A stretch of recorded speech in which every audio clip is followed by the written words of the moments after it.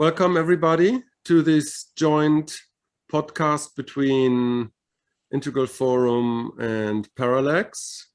That was an idea initiated by Cordula, who represents the Integral Forum here. And there was this discussion about, sects and stages and that how all of that is dealt with. And so her idea was to bring some experts together and invited Emil Henja-Fries, the co-author of, the meta-modern books are now, The Listening Society, The Nordic Ideology. Third one coming out soon, I guess, or at least you're working on it. At least I'm working on it. Right. Welcome, thank you for coming with your very lovely soon-to-be wife, I understand. And Wayne Carr, thank you for dialing in from Hamburg. I'm actually not that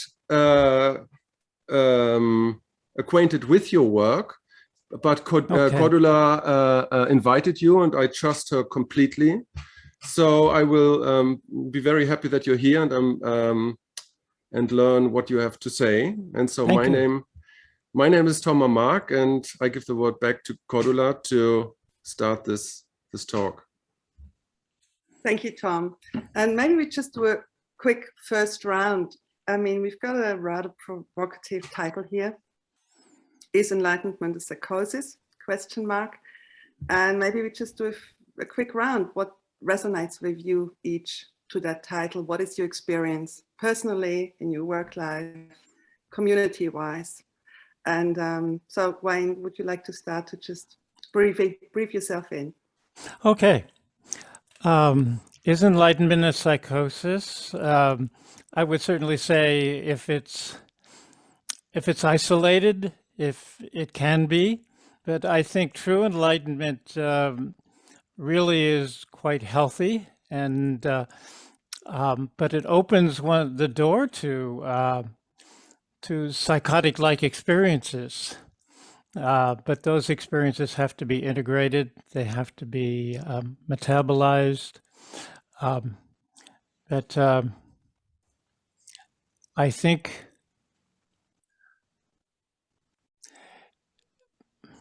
true enlightenment, nothing could be more healthy. Nothing could be more proper. Nothing could be more life-affirming than true enlightenment and true awakening.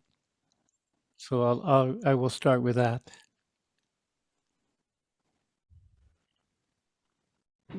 I would like to say that maybe we can have that idea that it's a psychosis because we can hear about awakening experiences, maybe peak experiences, which is not the same than what you're talking about when these experiences are integrated, understood and processed, and are really landing in the metabolism. So I would say when something looks like a psychosis, it might be because of a lack of grounding and something, maybe we don't get the support also to understand what has been happening, because if we are in a culture where there's a lack of information about this, and maybe some behaviors can be pathologized, well, we can end up going into a psychosis because we feel misunderstood and we are not being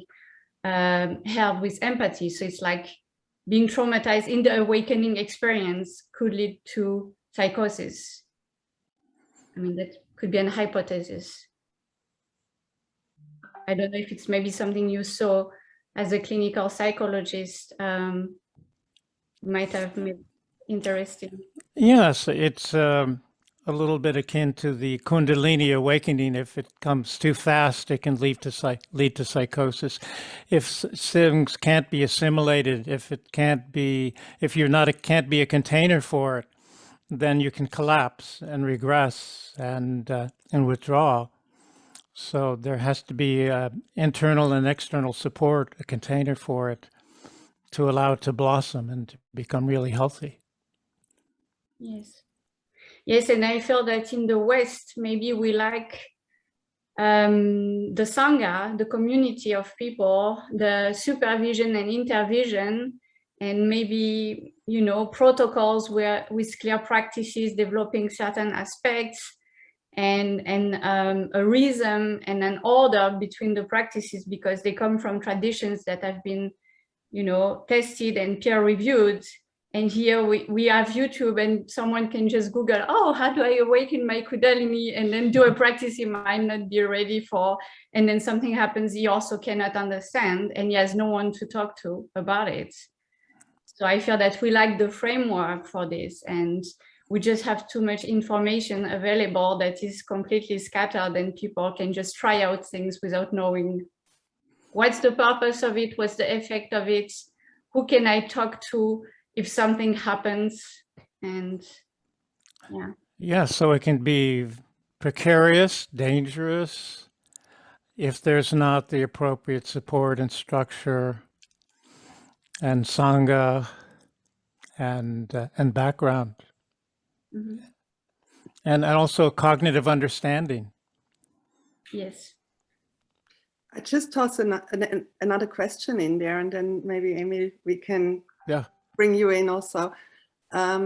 Listening to you, I wonder how much is it the ego that wants enlightenment, or what is actually the strive to want higher development, higher stages?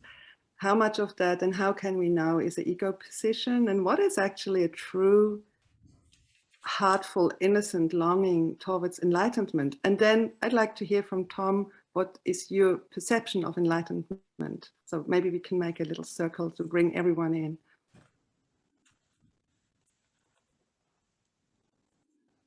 Was I going to start?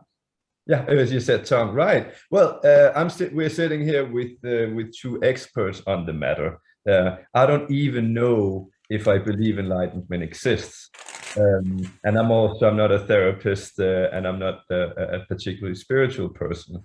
So to the question if enlightenment is psychosis, I believe that at least it can become a very unhealthy obsession. Yeah. I have encountered a lot of people like very obsessed about, you know, reaching new stages of development and being enlightened and so on.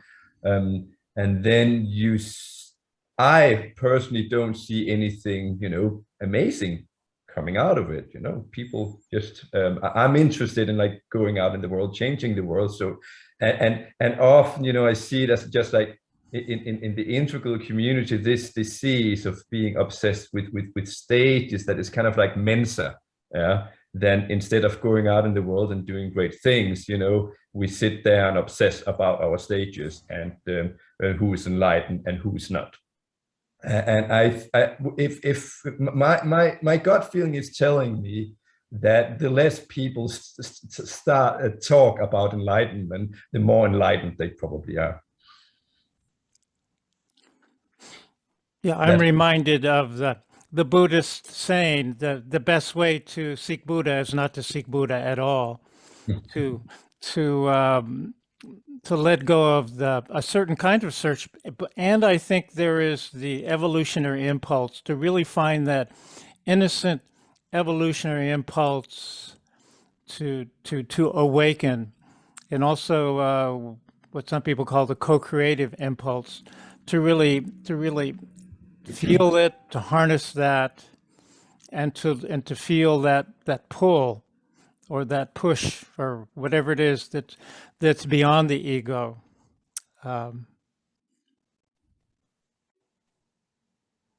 Yes, I think the search for enlightenment can come from different places, and it can also change over time. I think some people start on this path out of deep suffering. So recognizing the first noble truth, the truth of suffering, and wanting to know what is beyond that, and if it's possible to get rid of the suffering. And maybe on the way, when we start to have experiences of something else, maybe a communion with the universe, of really deep meditative joy or inner peace, what happens, I guess, is we can start to hold on to these experiences and create a, so the first tension was maybe to avoid or push away unpleasant experiences. And then it starts to be like, oh, I want more of these pleasant experiences. And then maybe we start also to see that maybe we develop some little superpowers, or like our perception develops and we can do more things. And maybe we start to also get attracted by this idea of power and like how much can I become, what is my potential, and then it can turn into something different at this moment. And I think we can like go back also to the place of like, no, now I'm suffering again, and it's again my first motivation. I'm thinking about this teacher, this Zen teacher, Genpo Roshi, that had this experience of actually appearing as an enlightened teacher, and was actually accused of abusing students and fell from grace, and then wrote a book about it, saying that he was able to take it as a spiritual teaching and going down again to address the shadows that he hadn't addressed on his way up there. So I think it's definitely not a linear process, and motivations can change over time. And I would also add like maybe the dynamic behind it. Is it more like a letting go, or is it more a pushing? Is also something we have to feel depending on the moments. Like, do I need to initiate something, or do I need to just lay back? Right. Beautiful. Well, to chime in a little bit, I mean, the title is Enlightenment of Psychosis is a little bit misleading, because everybody who has witnessed somebody who has a psychosis, that's, you know, something else, you know, so, but maybe there's, you know, something going on. And so there's like this discussion about, you know, instigated by Nora Bateson, if stages and all this stuff are kind of BS. And, you know, I'm working with developmental models basically since the 90s, and I use them as working model to orient myself and, you know, within myself and the world. But the interesting question is, so what if there are no stages, right? So can we make an argument, you know, like, can we steel man the argument that there are no stages and that there is no development, or there is no enlightenment? And so when we can have these two positions and play them out and see, you know, what is happening, what can we learn from that? Because, like, quite frankly, I have never encountered a so-called spiritual master who well, is completely healthy, or is not being able to be, you know, deconstructed in some form of another. And so it's like, it's a very complicated thing. If it's, you know, I wouldn't talk about psychosis, but, you know, there are some states of the mind and of you know, collective groups that can entice some, you know, experiences, but that not necessarily mean that those people are enlightened. You mentioned Genpo Roshi, Andrew Cohn, I mean, like, basically everybody.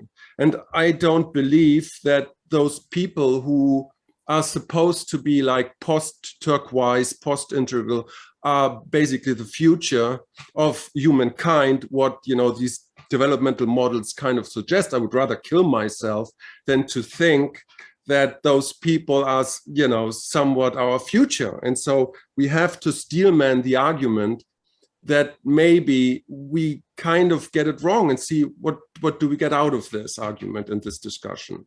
That would be my take.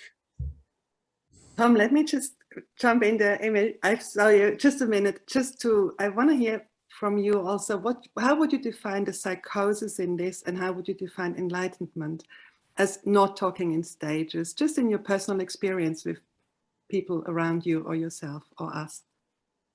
I can't hear you. Who are you addressing? You, Tom. I would just love to hear, to circle what you said. How would you define a psychosis in that matter? And how would you define the so-called enlightenment? Well, I'm not a psychiatrist, so I mean, I probably could recite one definition from a book, but I'm not a doctor. I don't know, you know, the ramifications or the clinical definitions of psychosis.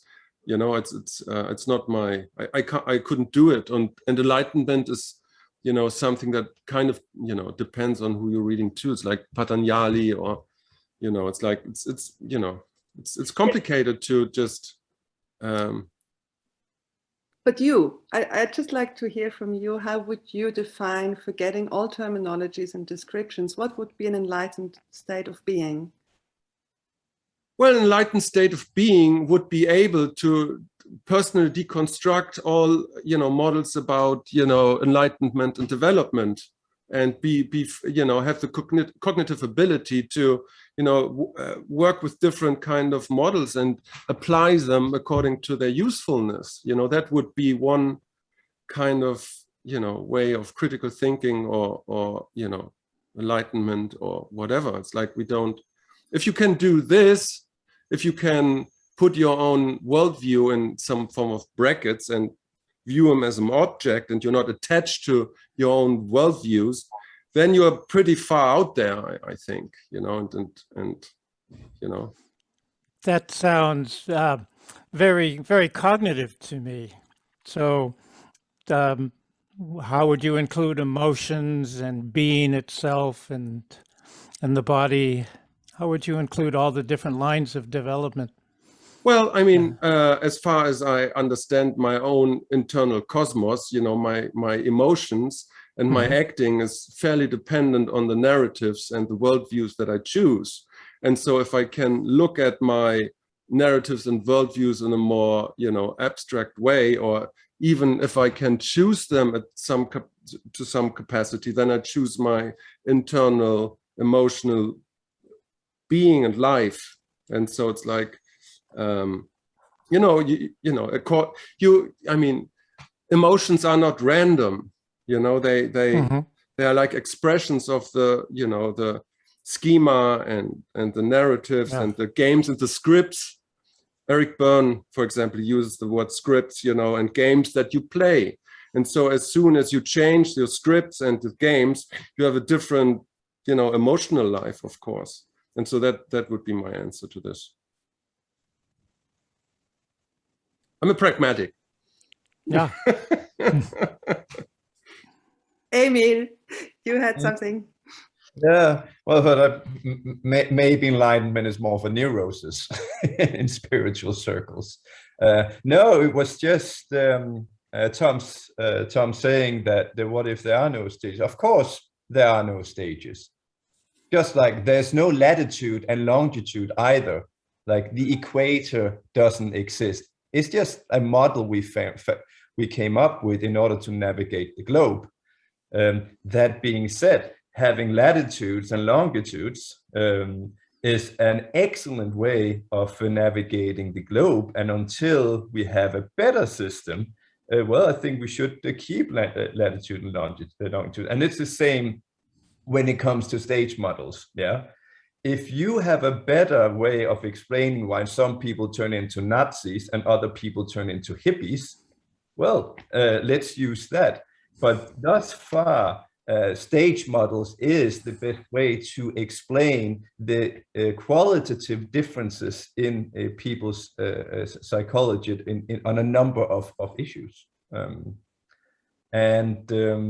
Right, you know, is it colonial as hell? Is it, you know, evil to say that some people are more developed than others? Well, it can be an uncomfortable truth, but, you know, when it comes to children, like no one would argue against saying that a 15-year-old is cognitively and emotionally more developed than a 3-year-old. That being said, the 3-year-old is probably much more lovely than the 15-year-old. So I'll just say, if you have a better way of describing reality, bring it on. But until then, I'm going to stick to stage models. I would like to add, you know, we have these filters, we have these models, but is it possible to look from complete stillness, to look from emptiness, to look from a mind that's completely quiet, completely silent, and then to look from a different kind of clarity. And for me, part of the progress in development is moving from looking through your filters to looking at your filters, from looking through your models to looking at your models. And to me, there's sort of a movement upward where you start looking through a different little filter, but then you can look at that filter and look from a higher perspective. So it's a change of filters, but also, is it possible to look without any filters, to let go of all authority, to let go of any concept of stages, to look from a place of complete silence, complete emptiness. So I would put that out there. If I can just chime in there, I completely agree. And I like the Hinduistic model where you have not only one samadhi, let's say, where you get rid of, the filters, but you have like 7 gradual stages of enlightenment, you could say.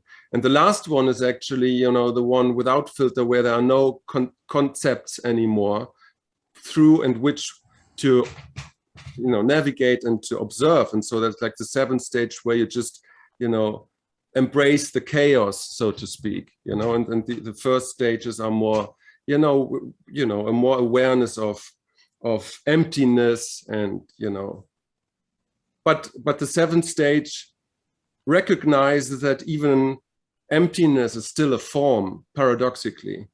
And so, because what do you do if you don't have concepts or filters anymore? Can you still observe? And this is, this is an interesting epistemological question. So, yeah, we cannot come back and tell the tale, because the moment we start telling the tale, we are using concepts and words again, and we ruin the whole endeavor. But yet there is a moment, I think each of us, as far as I can feel, has encountered this. There's a moment where this is happening, what we're talking about, and this has a certain quality of not knowing, chaos, despair, maybe even in German it's Wahnsinn.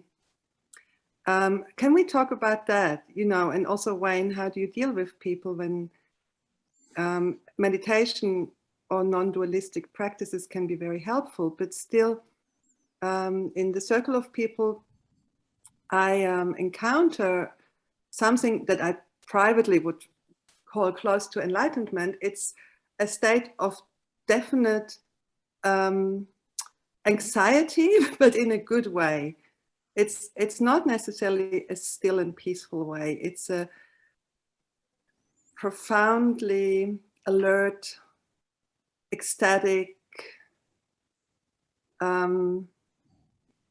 threshold or pathway, something that feels so much on the edge of everything that it's hard to find words, as you can see. I don't find words. So can we share a little bit, how does each of us feel that?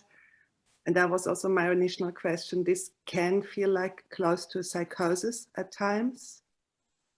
That complete not knowing, no orientation, no leaning back into a tradition. If we talk about love, it's maybe the best way to be profound about it. If you love in that way, there's just no navigation. Yeah.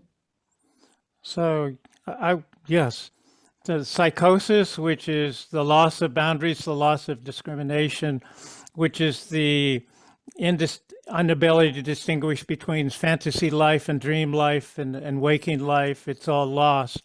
But enlightenment borders on that, because it's expansion into new realms where you can't discriminate yet, where you haven't developed that, but it is expansion into that. And to me, giving words to it doesn't necessarily have to ruin it. You're just trying to create little pointers, to point in that direction. And that enlightenment is not about pleasantness or unpleasantness. I think we will always have this organismic homeostasis between pleasant and unpleasant. And sometimes it's more unpleasant, sometimes it's pleasant. And to me, that's almost irrelevant to enlightenment. You can be in pain, you can be suffering, or pain versus suffering. maybe not suffering, but you can be enlightened and still have intense pain and still have shadow work. You know, you're probably familiar with spiritual bypassing. So enlightenment does not preclude that kind of pain and shadow work, and can include states that border on this psychotic-like expansion into the unknown, which can be very beautiful and beyond words. So.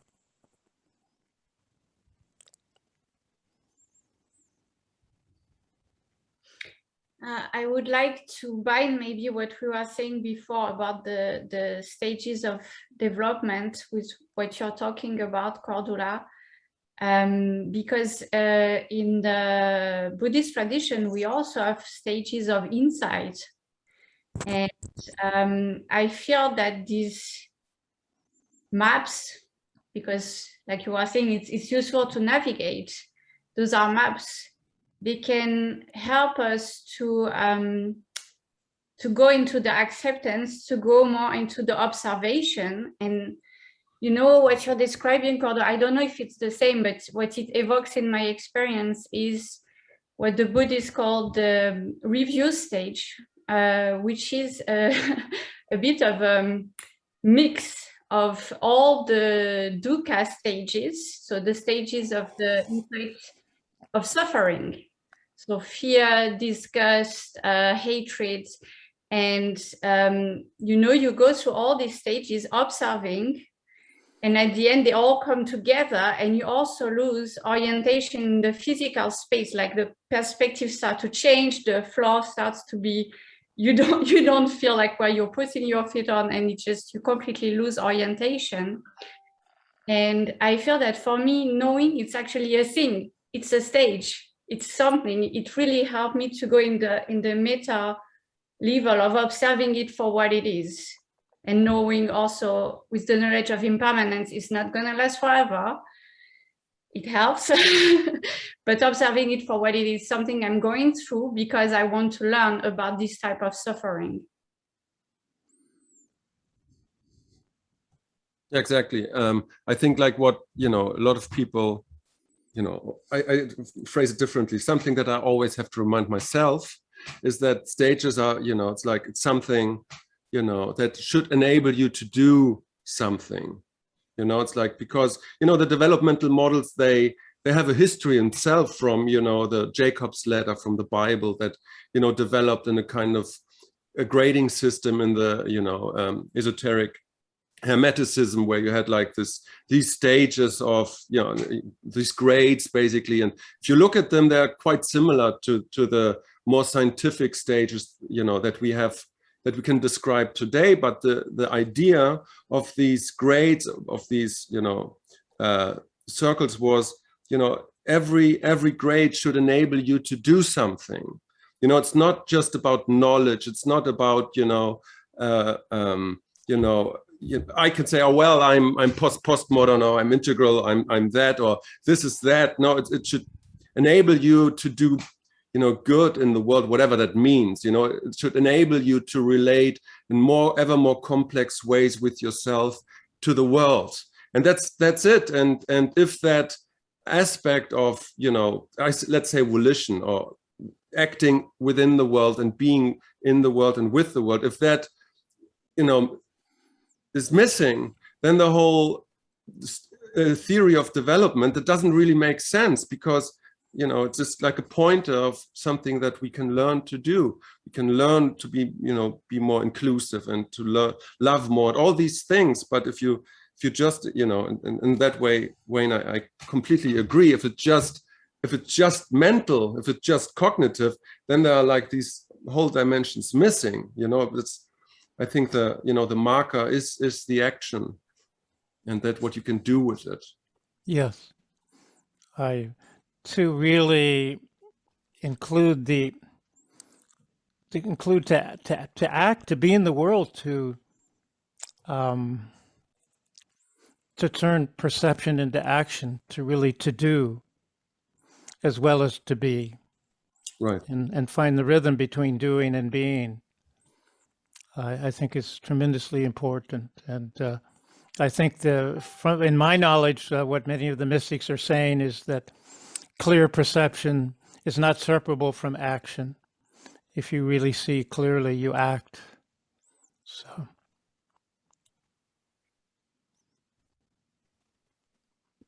How do you go with that, Emil, with your quote from before, making the world a better place as a motivation? Can that not also be a trap, as much as the trap, I want to become enlightened?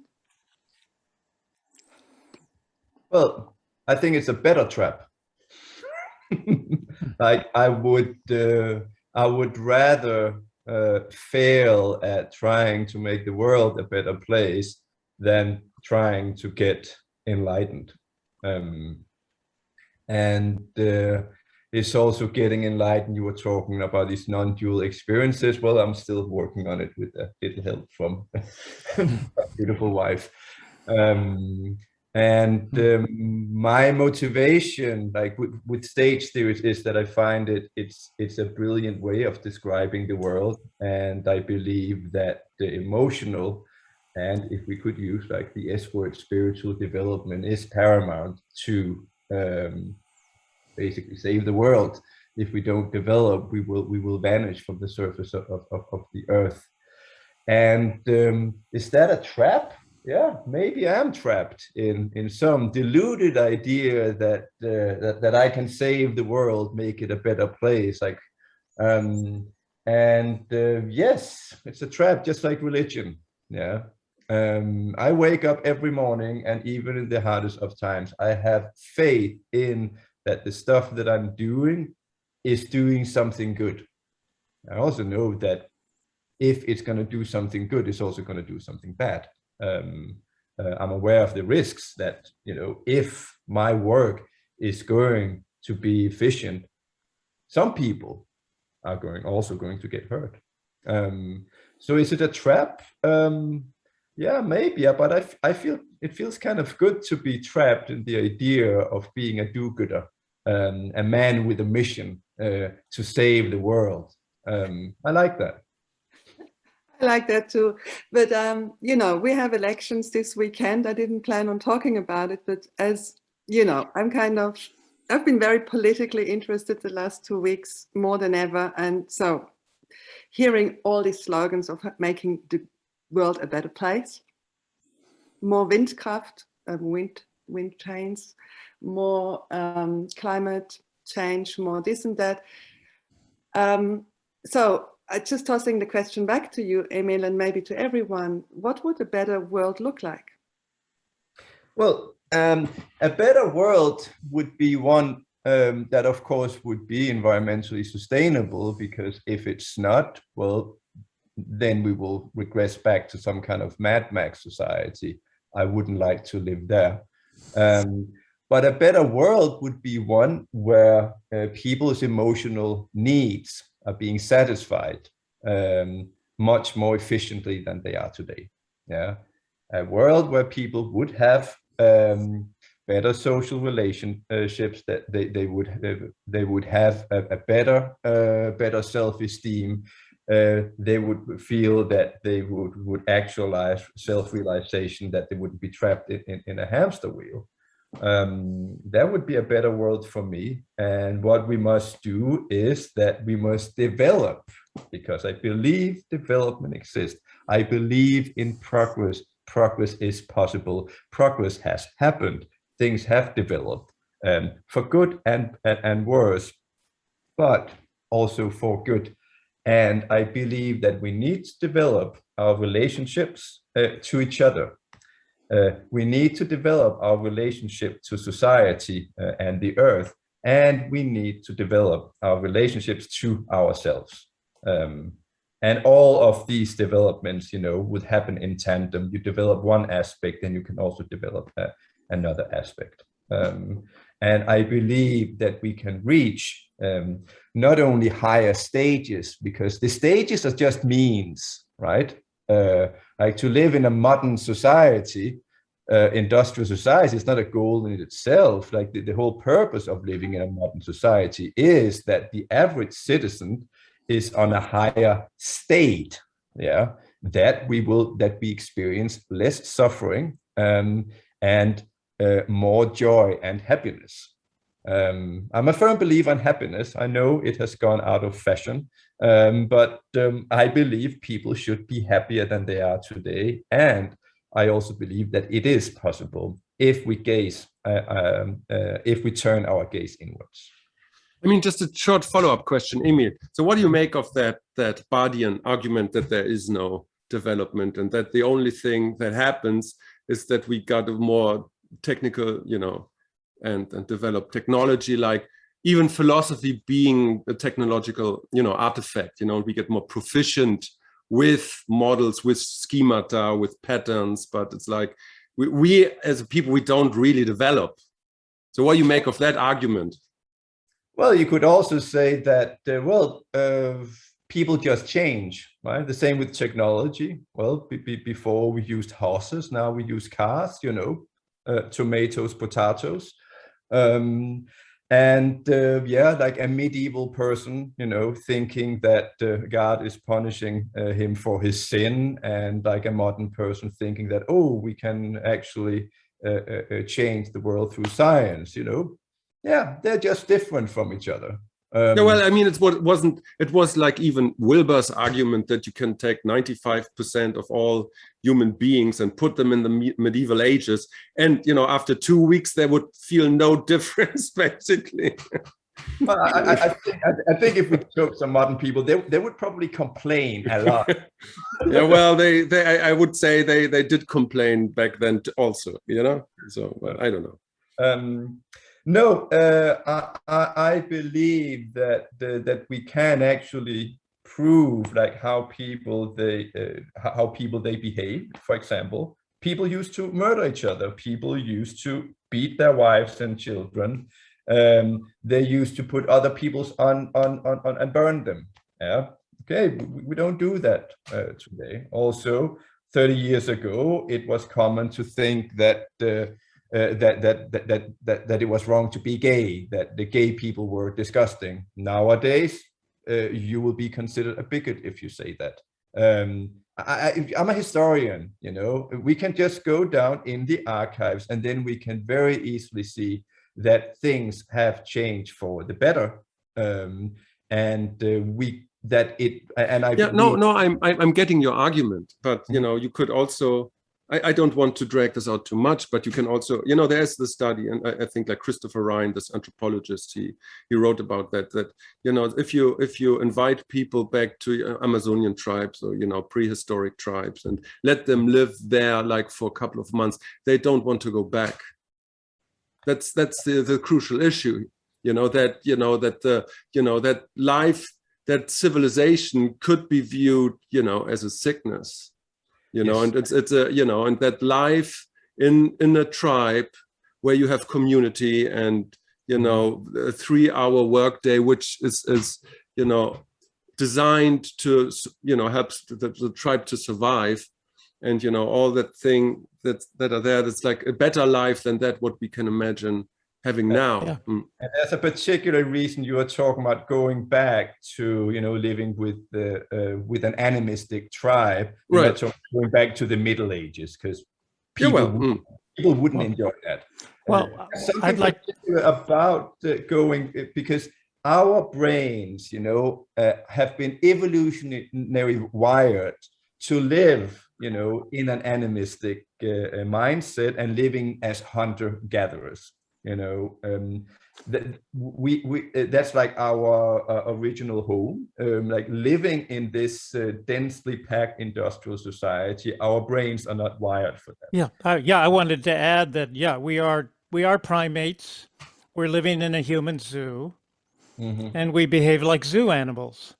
And to me, the idea is to be a better world. That we're probably not going to go back. How do we reinstate health? Because we're not in that state of health. And I think health is something that can be objectified, both mental health, physical health and spiritual health is something that can really be looked at objectively and scientifically.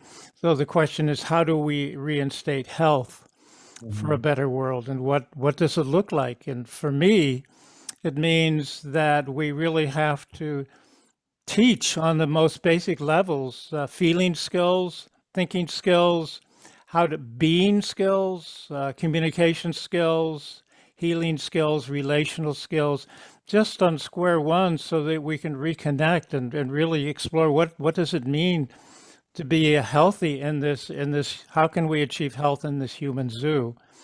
And Exactly. that's the challenge. It's very interesting that you mentioned the zoo, because if we look at zoos, Yeah. they have actually developed too. Like 100 years ago, they just put a lion in a cage, you know, and it could barely walk in there. And then we have gradually found out that, you know, it's not good for the animals. So we try more and more to recreate their natural habitats in the zoo. So we get like a savanna for the lions, you know, and we get like a forest for the bears, and what do I know. And what we need to do is we need to use our advanced and sophisticated culture and all our industrial might to recreate our natural habitat, which is, you know, a hunter-gatherer society.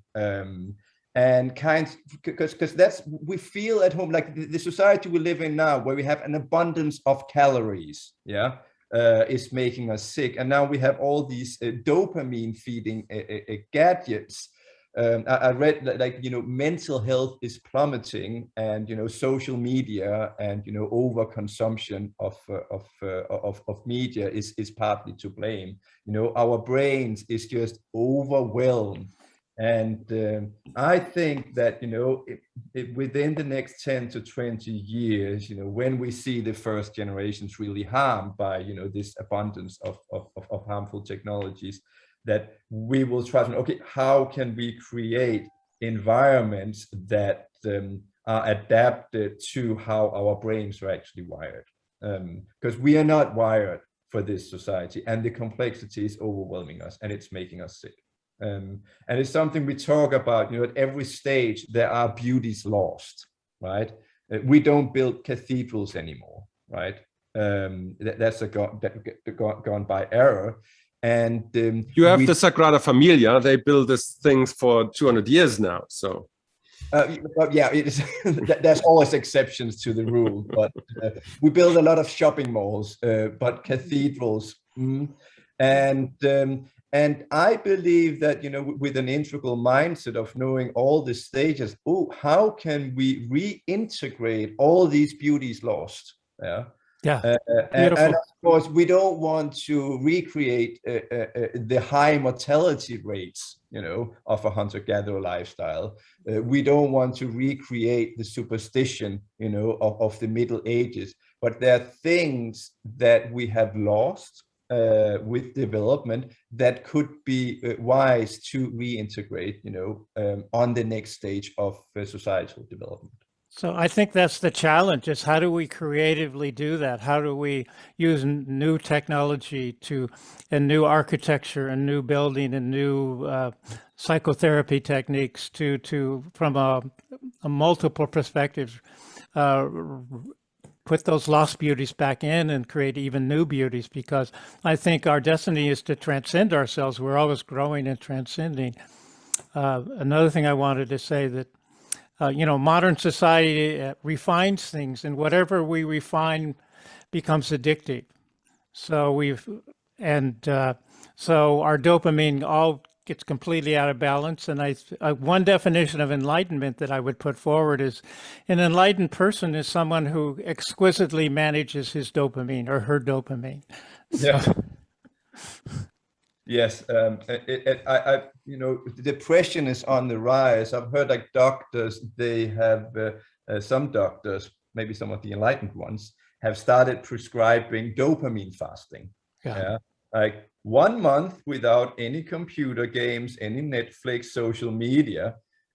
And a lot of patients have reported, oh, after a month, I'm feeling fine now. there was no problem. I don't need it. It's just, you know, that we are being fed. We're being fed so much bullshit that, you know, our organism cannot metabolize it.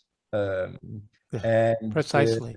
Yeah, but that's the civilized to death argument, you know, that the civilization, you know, offers products for problems itself has created. So. But I feel at a deeper level, this also comes from, you know, like the relationship with ourselves and with other humans and with the earth and the animals, as we treat ourselves and everything as objects that we want to extract from, you know, to nourish ourselves, because we are not anchored in ourselves, we are not self-sufficient, we are not actually taking responsibility for ourselves at a deeper level. And I feel this objectification of everything that also creates this, is at the source of this whole culture. And as much as we want to change the world, it has to happen at the same time that we address our shadows. Like, because no matter what we create in the world, it will always be the expression of our shadows as well. Yeah. You know, with all the good conscious intentions we can have, the unconscious will also express itself.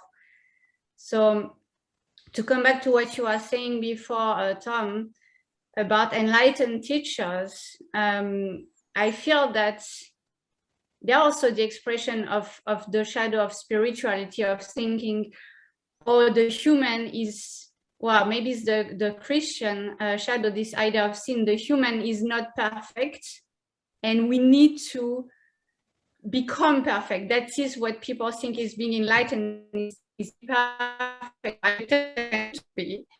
And my wish is that the teachers of the future will be, the enlightened people of the future will be the people that are owning their shadows in the public place. And that's how they will lead people, not by, well, pretending to be perfect or succumbing to the pressure to have to appear perfect. One last thing, you know, before Cordula should take over again. I think, you know, it's like postmodernity, if we're talking about stages or modernity, postmodernity is still a very young thing. And after 40 years, we are still kind of still struggling about what it is, you know, because you have so many different aspects of it. And so what is the postmodern move, or what is the postmodern source code, whatever, because like from whatever angle you go to, it's like it appears somewhat different. And then you have like this new move, let's say a meta-modern move or an integral move or whatever, something that is supposed to come after postmodernity, which is basically an idea 20 years old. You know, there was like, in the 90s, there were just Wilber, and in the last 5 years, we have this explosion of different kind of theories and models, but we're still kind of negotiating and trying to figure out what it is, if it's existing at all. And so we have to be very careful, you know, about those things. It's just because it's just such a tiny and precocious flower, you know, that we have to talk carefully about those things, and not that's integral and Obama's integral and Biden is integral. No, they're not, you know, like it's a very complicated and delicate thing, because again, it's 20 years old. We're trying to figure out this kind of source code or kind of way of thinking, or that feeling, you know, what it is and how to act properly, you know, within this ever complex world, this ever complex getting self and awareness. And so that's what I want to chime in. You know, it's not, you know, it's easy to have that kind of model, but we're still negotiating all of this, you know. And the moment we start negotiating, then we have done something wrong. What we've tried to do with metamodernism is to create like an open discussion. In terms of integral, is very much, this is the integral philosopher trademark, you know, Wilber and company. And I hope the discussion about metamodernism will be an open one that can invite different voices, and that we together explore what is it that comes after the postmodern vacuum that we seem to be in. So with metamodernism, I hope it's not going to be this, oh, this is meta-modern, this is not meta-modern, but it's like an open discussion where we explore together what it possibly could be. I love that. Yes. Mm. And I like. Sorry, I also really love, Emil, how you made also in the talk you had at the SEC some weeks ago. I listened to it later. I really like the profound message from you that our needs are not met as humans in this time. And I'm very happy how we circled in this discussion towards why is that. So I know you guys are having your Meta Modern Festival coming up soon. Wayne, you are in the Hubel Society community busy, and we all are doing the best we can to make an impact. And I love this fragile, gentle statement from Tom, and I'd like to use it as an ending kind of circle we're doing, to go with fragility in that, to go with being aware how unmet our needs actually are.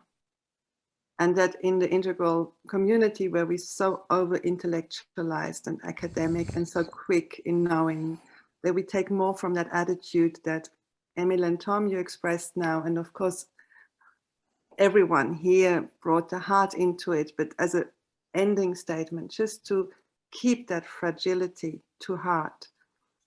Wayne, I took your words, forgive me, please. You just took my words. I was going to say this beautiful flower, which is fragile, needs to be honored and treated with delicateness, and it's a sacred flower, and that there's something beyond, bigger than we are, that's moving through us, in my judgment, that we have to honor and surrender to and feel through, and let ourselves be an instrument of what I would consider the evolutionary impulse or God or whatever, to really honor that and to let it develop and make space for it.